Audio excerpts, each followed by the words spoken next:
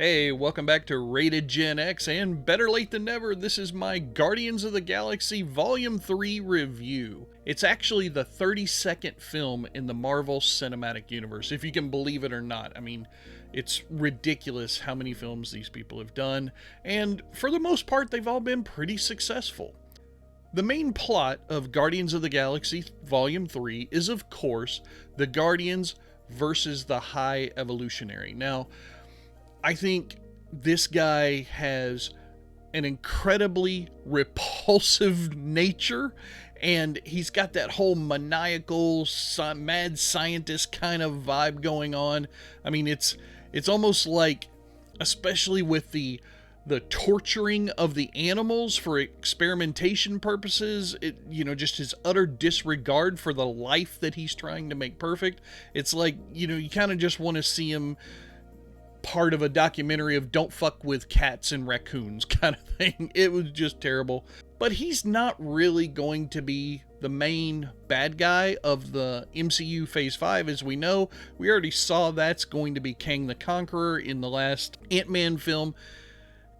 But maybe the High Evolutionary can be like the Loki of MCU Phase 5. He's a good, solid character. I like the actor who's playing him. He did a little bit too much yelling and screaming in some parts of this movie that just kind of took away from his overall evilness, but, he's a passionate guy. What are you going to do? I want to talk a little bit more, though, about Rocket Raccoon. Obviously, from the trailers, there's a lot of flashbacks that go on in this film, and it's all due to Rocket Raccoon when he was under the High Evolutionaries experimentation group, and it's really about his search for family. He has 3 other little life forms that he's in there. Believe it or not, the otter that is in the film, it was voiced by Linda Cardellini, Hawkeye's wife from the Avengers films, and I think even the Captain America Civil War movie. So really fun to see her back in the MCU with a different character. Obviously, character doesn't survive, but still great otter little creature. They had the little walrus creature with the wheelchairs and the rabbit spider monstrosity. Oh my god, that was creepy and cute all at the same time. But this is mostly about Rocket coming to terms with who he is. Towards the end of the film, we finally get him to accept the fact that he is a raccoon. He sees it on the cage as he's rescuing the little baby raccoons there at the end of the film. And he even says, "My name is Rocket Raccoon." It's just a great moment to move into this final film of the James Gunn Guardians of the Galaxy. We also finally get like a nice little ending to the Peter and Gamora story.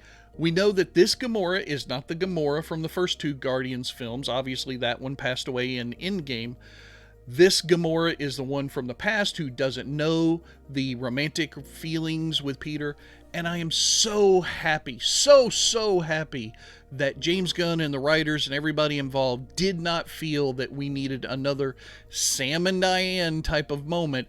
They kept Gamora on her own storyline. She doesn't need to fall back in love with Peter Quill. She has her own thing, and she makes her own way in the universe with the Ravagers. I felt that was very satisfying. Mantis, I mean, holy hell, did she come out of nowhere? She's been this mild, meek character throughout the first couple of storylines we've seen her involved in, both in Guardians of the Galaxy Volume 2, the Christmas special, the Avengers stuff with Endgame. She's been a very I'll follow along with what everybody wants me to do. I mean, from Ego to the Guardians to everybody else. Not anymore. Through this film, she just, as it goes along, she just gets more and more assertive with her personality. She gains her confidence to where at the very end, she's finally ready to go off on her own and make her own way in the universe. All right, if you've watched Guardians, obviously you're a fan of Groot. I mean, you can't watch a Guardians of the Galaxy movie and not be a fan of Groot. I found the most interesting part of the Groot storyline was that we got some new words from Groot for the first time ever in a Guardians film or any other MCU film that Groot's been a part of. This time it's I love you all. Such a nice fitting ending.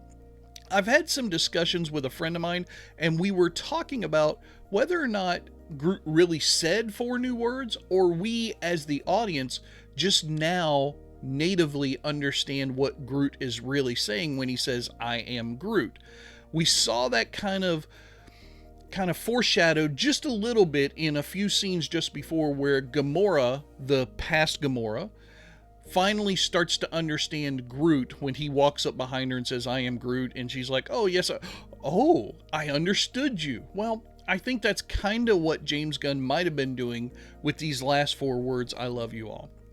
Beautiful storyline ending for the Groot character in this MCU.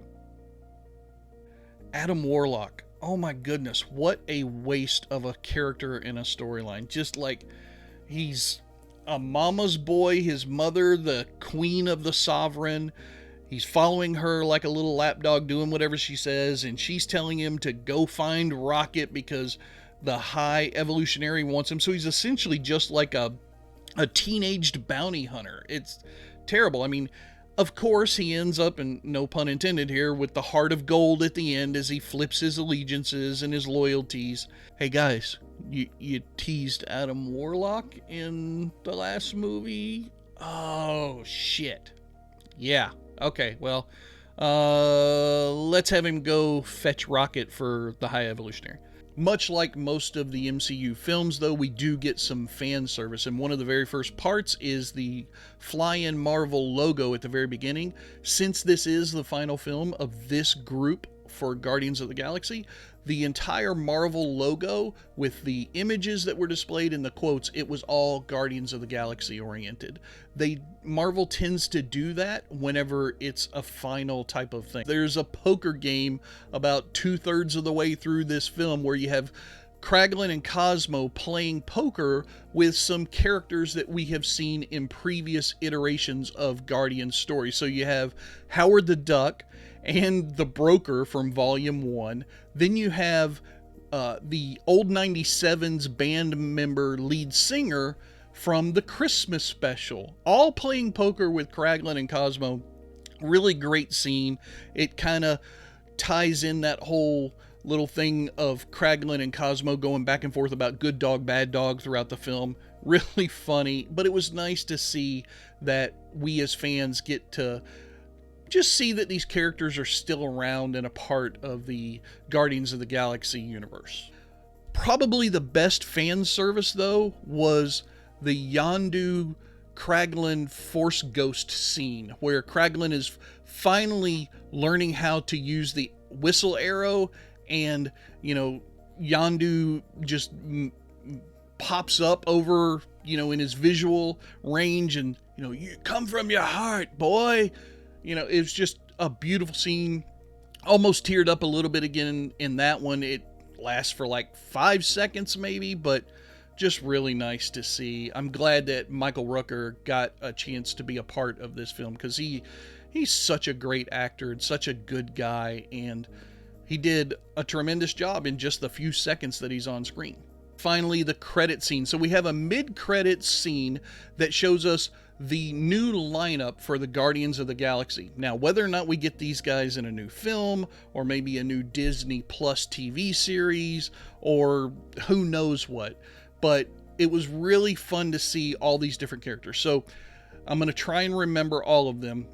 You had Kraglin, you had Adam Warlock, then you had Groot, Cosmo, and you had Blurp, that little furry dog creature that keeps popping up from scene to scene to scene in Volume 3 movie. He was in this, as well as this young girl. And I had to go back and do a little bit of research. She is Phyla Vell. Now, if you know anything from the comics, Phyla Vell is the daughter of Mar-Vell, Captain Marvel. And I think that is something they were definitely alluding to when you see her running toward the things that they're going to combat in that scene. She's got the kind of Marvel glowing hands type of thing. Are we going to get to see her in the next Marvel's film that's coming out right after this one, a little bit later, that's got the main 3 Captain Marvels with their powers intertwined? I don't know. But I sure hope so, because I like that character, and I like that even though it's different from the books, I like that they're including her in the MCU now. Finally, at the very end of the credits, we get Peter Quill, Star-Lord, going home. He reunites with his grandfather, kind of mends his broken heart, and there's a touching scene at the beginning of it where, they're hugging and meeting for the first time in decades. And then there's a funny scene at the end of it where they're sitting down having breakfast, and Peter Quill is saying how, well, I'll go mow her lawn if she wants me to, but what about her son? He's like 45 years old. What is he going to do? Just sit there on the porch and watch me? That's kind of weird. And the grandma was like, yeah, that's kind of weird. I want to know what's going on there too. At the very end, when we get the scene fading to black, something pops back up. We get a screen and it says the legendary Star-Lord will return. Okay, does that mean we're going to get a Star-Lord movie? Is he going to be included in other people's movies here in Phase 5? He's back on Earth now, so that's a possibility. Is he going to be in a Disney Plus thing? Because they are really ramping that stuff up left, right, and center. I don't know. Either way, looks like a lot of fun. All right, time to get to my ratings real quick. First of all, story, 4 tokens out of 5. Second, acting, again, 4 tokens out of 5. Special effects, I'm only going 3.5 tokens out of 5 here because I hated those costumes that the aliens were wearing on the Counter-Earth planet, like the giant panda pushing the lawnmower and the Batwoman mother thing. And that brings me to my final rating for this movie, and that is the Wilhelm scream. In this case, we're going with 4 tokens out of 5. It was a tremendous use of the Wilhelm scream in a fight sequence that happened where Drax was fighting a bunch of guards on this space station organic thing. He throws one of them through a TV screen, and it's blended in beautifully to the rest of the sound work in that scene. Overall, that puts Guardians of the Galaxy Volume 3 at a 4 tokens out of 5 on my rating scale. Hey, hope you enjoyed this video. If you did, please send me a comment down below and let's get a discussion going on what you thought of this movie. And give us a thumbs up if you can. Share it out to some people. Gen X Grown Up is super happy to provide this movie and TV related content, and we definitely want to keep giving you more. So send it out and share it with all your friends. Until then, we'll talk to you next time. Bye-bye.